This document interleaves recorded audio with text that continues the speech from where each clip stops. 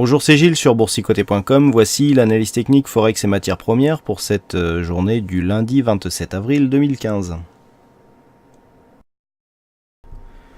Nous commençons par la paire de devises euro-dollar sur laquelle nous avons toujours ici cette petite dynamique qui a permis une rupture de cette zone de résistance et surtout la cassure de cette zone de point haut qui se situait à 1,0856. Donc pour l'instant, on a ici une confirmation d'un début de dynamique haussière, mais comme je vous l'avais dit donc la semaine dernière, après avoir cassé ici cette zone des 1,0836, eh bien il faudrait désormais casser cette zone des 1,0907.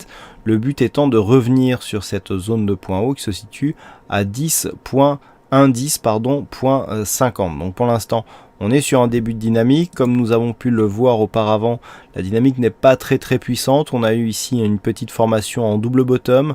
On a atteint l'objectif ici sur cette première phase de hausse. Maintenant, il faut absolument que la tendance soit confirmée, ce qui semble être le cas, puisque sur une petite phase ici d'affaiblissement, on a marqué une consolidation qui est venue chercher la moyenne mobile 20 exponentielle avant de repartir sur une dynamique et inscrire un nouveau plus haut d'un point de vue très court terme. Donc pour l'instant, la dynamique est bien en place. Donc sur une rupture de cette zone des 1,0907, l'objectif sera 1,1045 pour une rupture de plus haut ici à 1,1050. Niveau d'invalidation de ce scénario se situe sous le double bottom, à savoir les 1,0660.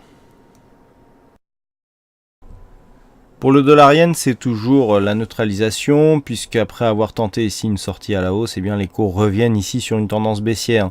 Donc on le voit ici sur cette phase, les cours ici qui étaient sur une tendance haussière avec des zones de contact ici sur la moyenne mobile 20 exponentielle qui donnaient des beaux points d'entrée sur une continuité. Ici cette zone a été cassée, alors on voit ici que la moyenne mobile du coup sur cette phase redevient résistance. On vient tout de suite attaquer la bolle inférieure, retour ici sur cette bougie sur la moyenne mobile 20 exponentielle et là on confirme la tendance avec une dynamique baissière donc qui se confirme, retour encore une fois sur la moyenne mobile 20 exponentielle et redynamique ici sur cette phase qui est en cours de se produire. Donc là on est en train d'inverser le mouvement, ceci dans un horizon très court terme avec un objectif qui se situe ici à 118.57. Seulement sur une rupture de cette zone des 118.57, on pourra avoir une accélération baissière avec un objectif donc qui se ferait sur des points bas sur ce support à 117.24. Et enfin on termine avec l'or, avec cette tendance baissière qui était en place ici où on voyait des rebonds techniques qui venaient échouer sur la moyenne mobile 20 exponentielle, on le voit ici par exemple sur cette phase ici et puis dans une moindre mesure sur celle-ci. Et bien tout cela est désormais terminé puisque les cours sont venus casser ici cette zone, on est repassé au-dessus de cette zone des 1187 $ l'once, donc cette zone de support n'a pas été validée comme zone de résistance et les cours sont revenus directement au contact de la bolle supérieure et au contact de cette zone, alors presque de cette zone des 1208 $ l'once. Donc pour l'instant le contact n'a pas été effectué, mais sur ce changement de dynamique cela devrait arriver assez rapidement.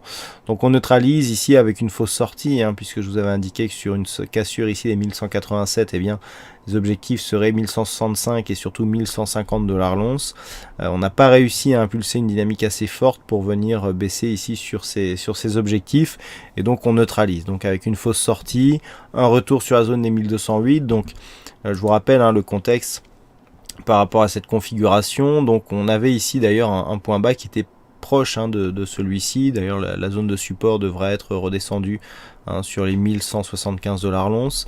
D'un point de vue haussier, sur un dépassement ici des 1209, le test se fera ici à 1223 24 $ l'once et c'est simplement sur un dépassement de cette zone que l'on pourrait réimpulser un mouvement haussier. Donc ici, je rappelle que 1208 est plus ou moins la zone centrale de cette tendance horizontale.